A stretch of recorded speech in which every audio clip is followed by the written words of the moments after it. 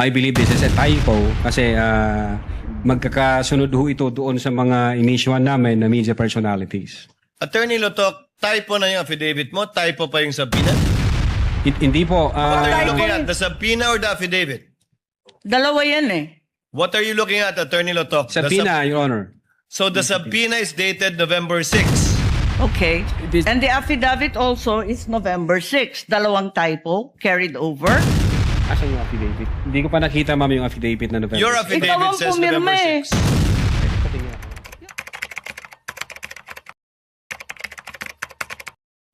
Ito ang balitang dapat malaman ng taong bayan na tila pilit tinatago at pilit ayaw umanong ipalabas ng mga bayarang media sa publiko. Sadyang tunay talaga na hindi mananaig ang kasamaan laban sa kasinungalingan dahil tila nasampal nga ng katotohanan at kahihiyan ang pangalawang testigo para sa impeachment trial ni Vice President Sara Duterte. Pero bago tayo magpatuloy, kung bago ka pa lang sa aking channel ay huwag mo nang kalimutang mag-like, comment at mag-subscribe para lagi kang updated sa mga susunod nating video. Typo na sa affidavit, typo pa yung subpoena. Kinuwestiyon ni Senate Presiding Officer Chis Escudero ang tila umano'y sunod-sunod na typographical error sa mga dokumentong iniharap ng National Bureau of Investigation sa impeachment trial ni Vice President Sara Duterte matapos ngang lumitaw ang ilang mali sa affidavit at iba pang mga dokumento ay diretsahang tinanong ni Escudero ang NBI Regional Director na si Attorney Jeremy Loto. Typo na yung affidavit, typo pa yung subpoena. Nauna ng umani ng pansin ang isang NBI document na maling tawag kay Vice President Sara Duterte bilang isang Secretary of the Department of Justice na ipinaliwanag ni Loto bilang isa ring typo. Dahil dito, muling pinuna ng impeachment court ang tila kapalpakan ng mga dokumentong iniharap ng NBI habang nagpapatuloy ang pagdinig sa reklamong impeachment laban sa Vice Presidente. At para sa buong detalye pa ng balita, narito't panoorin natin ang full video. Magandang araw mga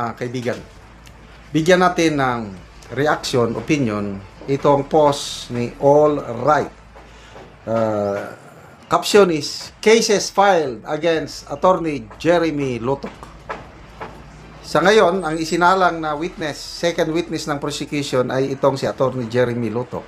Sinasabi dito, nasampaan siya ng patong-patong na kaso sa ombudsman. O ito, criminal witness.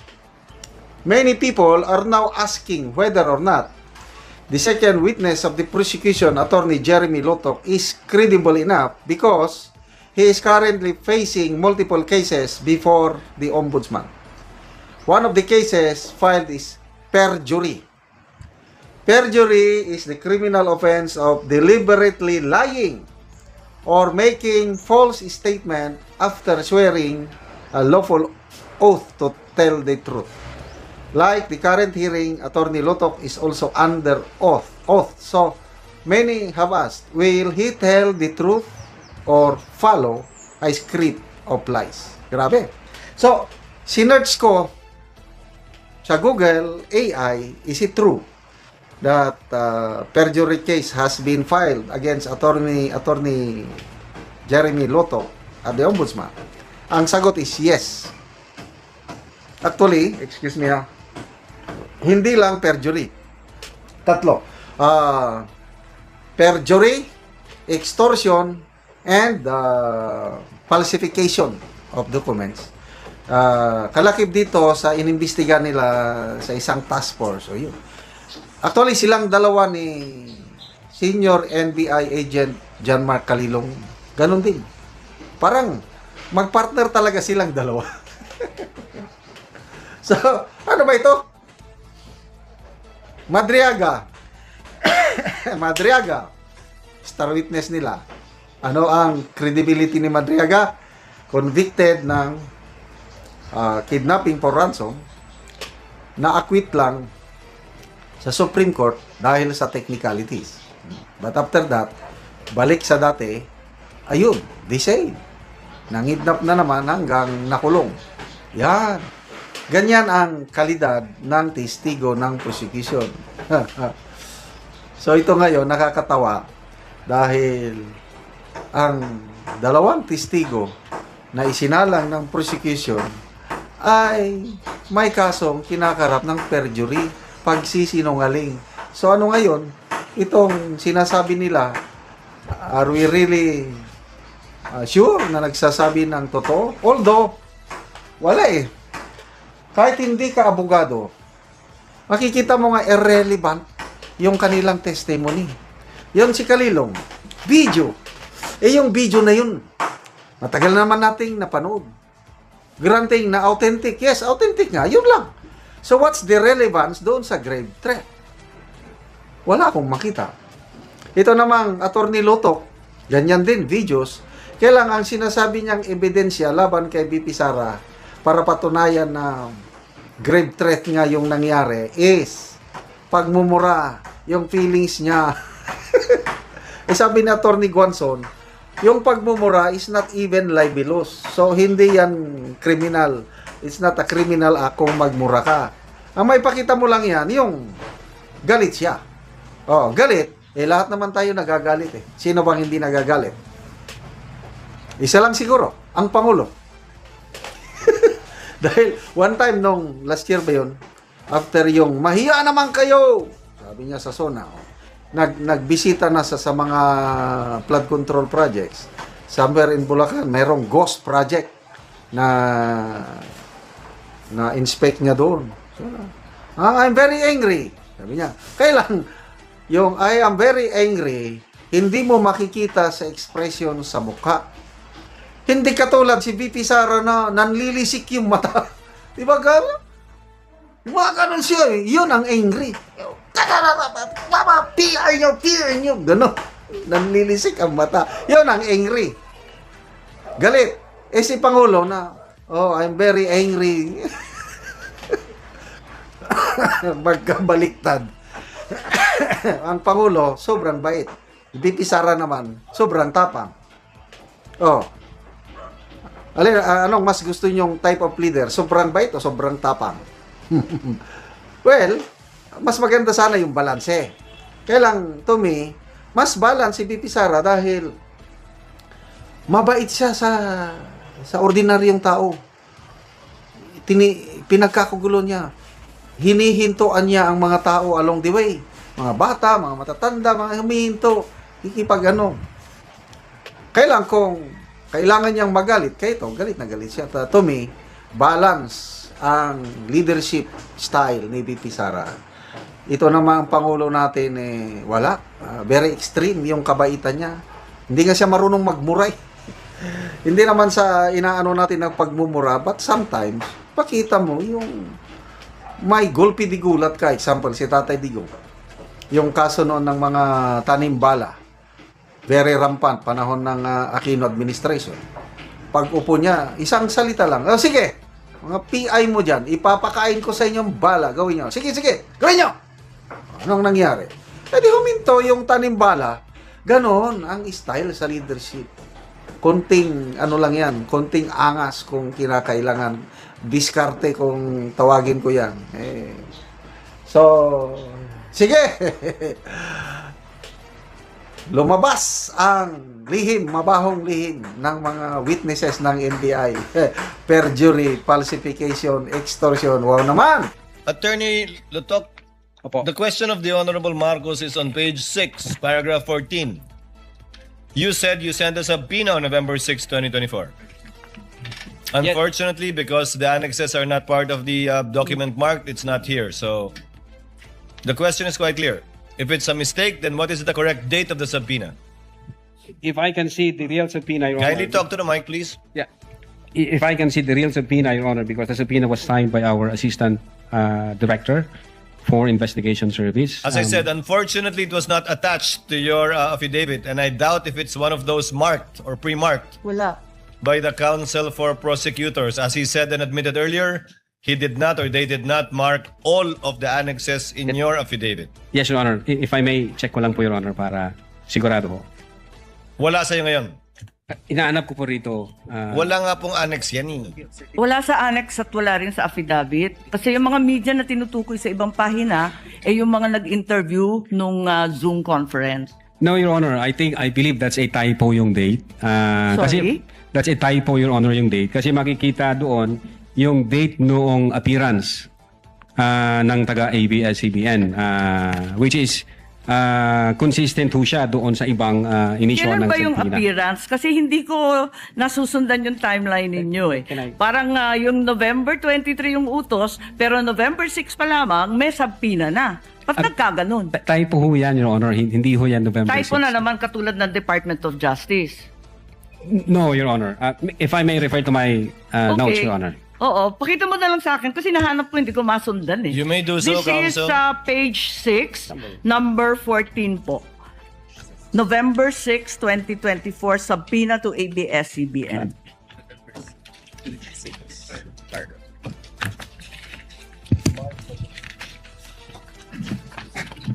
Yung subpoena mismo. The subpoena itself. The subpoena itself. Wala naman yatang date na binibigay tungkol sa appearance ni Patria Morales at yung iba pang Meron po, taga-ABS. Your Honor, if I Pakituro lang have kasi the, hinahanap record po of namin. Subpoena. Yung subpoena mismo.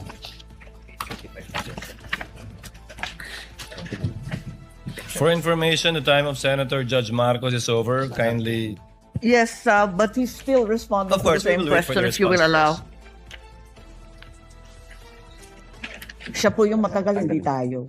We're only counting your the questions that you asked, not the answer. Neither are we counting the waiting time for the witness to answer. I-check ko lang po, Your Honor, para na Kasi yung mga sumunod na meeting, doon sa page 13, sa number 30, at sa mga sumunod, yung mga tinutukoy doon, yung mga media na nandun sa Zoom conference. Hindi naman siya yung ABS na humawak ng camera noong October 18.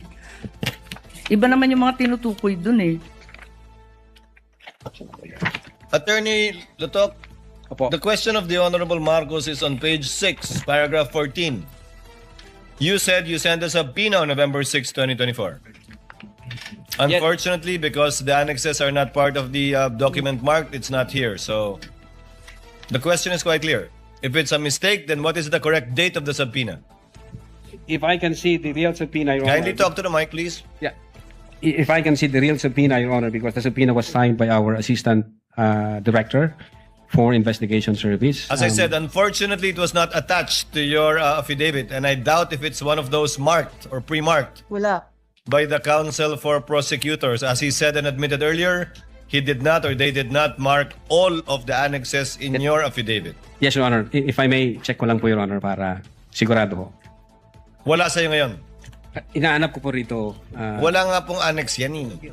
Wala sa annex at wala rin sa affidavit. Kasi yung mga media na tinutukoy sa ibang pahina, yung mga nag-interview nung Zoom conference. Dito ho yung certified true copy daw, Your Honor. If I may, Your Honor, please, can I assist on this regard, if the court will allow? Only if you can produce a copy of the November 6 subpoena, counsel. Exactly, Your Honor. The documents are present. They are in the possession at present of the witness, Your Honor, please. They may not have been physically attached to the affidavit investigation, but they do exist in the records of the case as separate pre-marked documents, Your Honor, please. So Okay. it's here? Presiding officer, then is counsel saying that therefore the affidavit is defective or wrongful and With that all November 6 is not the right date? What then is the right date to With the all due subpoena respect, to Your Honor, ABS? please. With all due respect, we object to the use of the term defective. Counsel, we shall await. Let the Yes. document speak for itself. Yes, Your Honor, please. If it's there. The witness is Yes, now it in the was the process. witness who said that it was a mistake, not me. No, it doesn't make the entire affidavit of investigation defective. No, I merely said the date was wrong. Because that's what he said. Yes, Your Honor.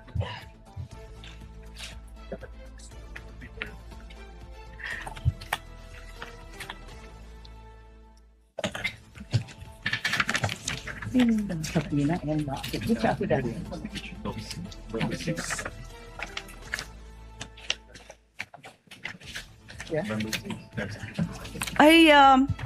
It's just been brought to my attention that, in fact, presiding officer, 2 documents were issued on November 6. Not only the subpoena to ABS-CBN, but further the affidavit of investigation regarding the October 18 press con. Can we please be clarified as to these 2 documents which don't seem to appear in the affidavit nor in the annexes provided? Let's first wait for the witness to answer the first question, Senator Judge Marcos. Okay. Yes, If I- Attorney Lotok. If I may, Your Honor. Ito ho ang subpoena, Duces Tycom. Yung date ho ng appearance niya is December 11. Appearance po. Ang tinatanong yung Appearance. date ng subpoena. Date Attorney ng Lotok. subpoena, Your Honor, is 6th day of November 2024, which I believe this is a typo kasi magkakasunod ho ito doon sa mga inisyuhan namin na media personalities. Attorney Lotok, typo na yung affidavit mo? Typo pa yung subpoena? Hindi po. What are you typo looking yung- at? The subpoena or the affidavit? Dalawa yan eh. What are you looking at, Attorney Lotok? The subpoena, Your Honor. So the subpoena is dated November 6. Okay. This- And the affidavit also is November 6. Dalawang typo carried over. Asan yung affidavit? Hindi ko pa nakita, ma'am, yung affidavit na November. Your Ikaw affidavit ang says pumirma November eh. 6. Pwede patingin ako ng affidavit. Yung affidavit of investigation mo na binigay, pati I-check yung ko po, amended, carried over din. Yung first draft na rineject ng DOJ, yung ikalawa, parehong November 6. Saan? Pirmado ninyo eh. Page 6, Counsel, paragraph 14 of his affidavit of investigation. Yes, Your Honor. It's November 6, 2024 ang nakasulat dyan. So typo din yan? Is it your testimony na typo din yan? I believe so, Your Honor. Kasi ang intention namin dyan is 11 December 2024. Anyway, Senator Judge Marcos, let the document speak for itself. That would be the best evidence of it, if at all, of the dates Thank you. of either the subpoena and or the affidavit. Yes, presiding officer, just to provide our witness a chance to correct himself or the documents, sa palagay mo, ano yung tamang date kung mali yung November 6? Same ho, Your Honor, doon sa mga subpoena na inisyu namin sa media personalities. Dapat magkakapareho. Yes, magkakasunod po yun. Okay, sige. Maraming salamat. Thank you very much, presiding officer. Damo nga salamat. Salamat po, ma'am. Thank you, Senator Judge Marcos. Senator Bamakino, and then we proceed to cross. Your Honor, can we just Yes, point Attorney out one? Binlon. Your Honor, regarding that matter, Your Honor, may we just manifest, Your Honor, for the record, that not only in paragraph 14, page 6, does the November 6, 2024 date appear, it also appears on the footnote. Footnote 12, November 6, 2024. So, I don't think... we just want to read for the record, footnote 12, subpoena to Francis Toral, head, ABS-CBN News, dated 06 November 2024. In addition to that, if you look at the subpoena, and paragraph 14 also is on 06 November 2024, a subpoena was issued to ABS-CBN News. Yung subpoena. Ano yung subpoena? Now, it is actually...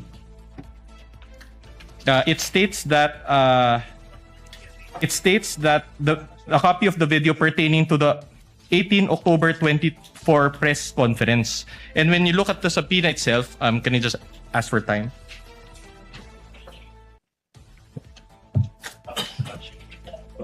Okay. The subpoena, if you look at the subpoena, there's an attachment, and the photo there contained therein actually pertains to the 18 October 2024 press briefing. So in other words, Your Honor, this is a substantive, this is not a mere typography. Objection, Your Honor.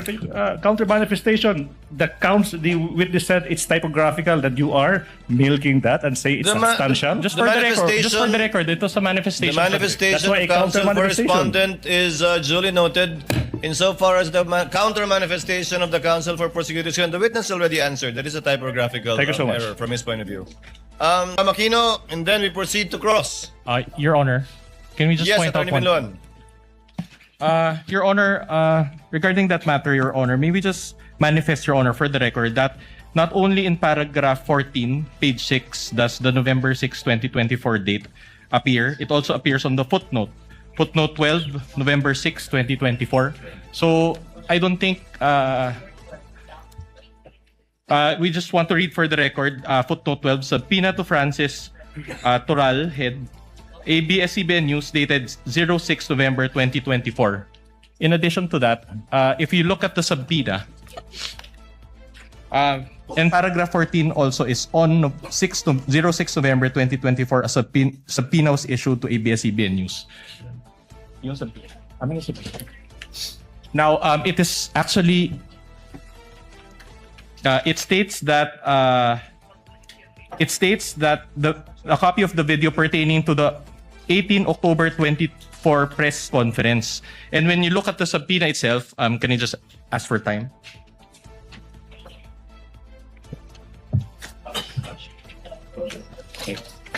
The subpoena, if you look at the subpoena, there's an attachment, and the photo there contained therein actually pertains to the 18 October 2024 press briefing. So in other words, Your Honor, this is a substantive, this is not a mere typography. Objection, Your Honor. Counter manifestation. The witness said it's typographical, that you are milking that and say it's substantial. Just for the record, ito sa manifestation. The manifestation of counsel for respondent is duly noted. Insofar as the counter manifestation of the counsel for prosecution, the witness already answered. That is a typographical Thank you so much. error from his point of view. That the Vice President actually spoke to a person to contract, spoke to a person to kill, you know, the individuals that we're talking about, Attorney Vinluan. Sabi nyo meron. Your Honor, Could you point us to where it is in your answer? Your Honor, I just want to clarify because specific denial is a legal term. So in other words, we just want, in order to satisfy the query of Senator Judge Aquino, we will give him a copy of our answer, and we highlighted certain portions thereof, particularly paragraph 3 and paragraph 197 for his Can you perusal. read both paragraphs, please? Because I've also read kami dito, binabasa naman namin yung mga sagot ninyo at siniseryoso namin yan, no? So can you read the two, please? It reads, the rest of the allegations in the articles, including the supposed evidence attached therein, are specifically denied for being false, misleading, impertinent, mere conclusions of fact and law, and subject to the affirmative allegations and special and affirmative defenses below. And then we That's Article enumerated. 3. Paragraph 3. Your That's Honor. paragraph 3. So the rest, no, itong mga iba. Okay, paragraph 197. 197. It says there, finally, no such purpose contemplated by law was attained or could have been attained precisely because the respondent did not have any purpose other than simply answer a speculative inquiry. So that is our position on the matter. So your position is that is enough of a specific denial to the allegation na may kinausap na hitman si Vice President Sara. Yes, Your Honor, because we discussed in our answer that the presumption never shifts. It is in light of our discussion that it is the burden of the prosecution to prove their claim, considering that according to our laws, he who alleges must prove. And so we just presented our arguments accordingly, Your Honor. Okay, so I'm sure, attorney, sa inyong summation, you will argue this, that the burden of evidence has shifted. Pero hindi nyo po na take into account na ito mismo ay galing sa Vice President natin. Your Honor, to clarify, the burden of proof is with the prosecution and not with the defense. In fact, Your Honor, according to our laws, even if we do not present evidence, if they do not overcome that threshold, Your Honor, then we believe that our client is Okay, entitled to. so ang sagot po nyo, and this is my final question, presiding officer, ang sagot po nyo, kailangan i-prove ng prosecution na merong hitman.